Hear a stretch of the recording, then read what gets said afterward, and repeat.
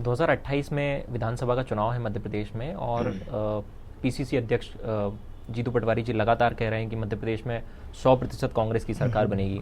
मेरा सवाल ये है कि चुनाव किसके फेस पे, किसके चेहरे पे लड़ा जाएगा?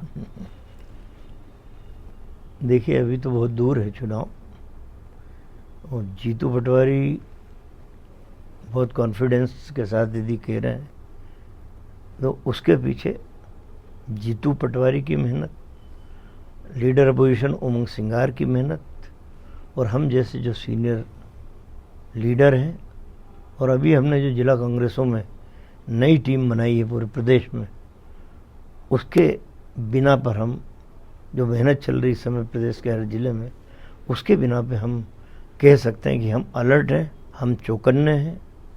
पिछली समय जो इन लोगों ने वोटर लिस्ट में धांधली की, ईवीएम मशीनों में धांधली की, मैं आपको उदाहरण देना चाहता हूँ, थोड़ा सा लंबा है।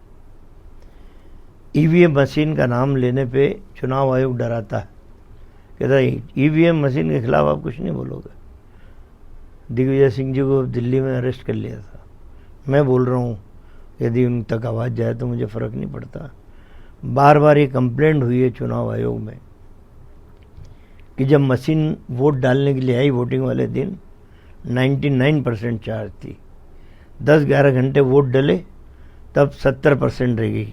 डेफिनेटली बैटरी खर्च होती, वोट डलता है, और 70% वाली मशीन जब लॉकअप में गई, 15 दिन का गैप था इस बार, 15 दिन उसमें लगे।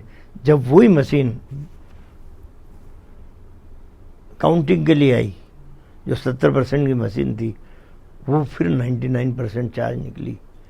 ऐसा कौन सा मैकेनिज्म वर्ल्ड में डेवलप हो गया है कि अपने आप रखे रखे मशीन 70% से 99% चार्ज हो जाती है। जहाँ पे 99% चार्ज निकली मशीनें 15 दिन के बाद भी, वहाँ कांग्रेस बुरी तरीके से आ रही है। जहाँ 70% 72% चार्ज मशीनें आई, वहाँ कांग्रेस बहुत अच्छे तरीके से जीती है।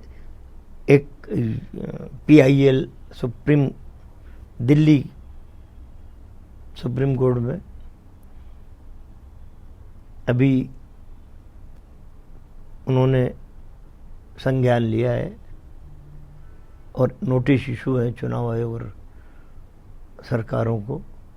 मेरा ख्याल है 23 जुलाई लगी, छुट्टी पड़ गई ना गर्मी की, तो हमने अकाट्य तथ्य वहाँ पे प्रस्तुत किए हैं। कई जो अधिकारी थे काउंटिंग के समय, वोटिंग के समय के अधिकारी से लिख के लिया कि 99% मशीन चार्ज है। जब जा रही थी तब हमने लिख के लिया, और जब काउंटिंग पे आई तो वो अधिकारी जो मौजूद था उससे लिखित में लिया कि 70% उस समय थे, अब 99% है। इतने अकाट्य तथ्य हैं। मैं समझता हूँ कि इस पे माननीय न्यायालय संज्ञान लेगा। अब आपका जो प्रश्न है, ये बात मुझे इसलिए बताना पड़ी कि तमाम सारे षड्यंत्र हैं भारतीय जनता पार्टी के, उसके बाद भी हम अपनी टीम के भरोसे अलर्ट हैं। और मैं समझता हूँ कि ये 2028 का चुनाव किसके चेहरे पे लड़ेंगे, ये अभी थोड़ा सा इसमें समय बाकी है। हम सारे लोग एकजुट होकर एक दिशा में जीतू पटवारी जाते हैं, एक दिशा में लीडर अपोजिशन उमंग सिंगार जाते हैं, अलग दिशा में हम सीनियर लीडर जाते हैं, कहीं दिग्विजय सिंह, कहीं कमलनाथ जाते हैं। तो अभी चेहरे की बात नहीं है, अभी तो कांग्रेस के चुनाव चिन्ह पंजे, और जो हमारा नारा है, ना जात पे ना पात पे मोहर लगेगी हाथ, उस नारे के सारे ही लड़ेंगे।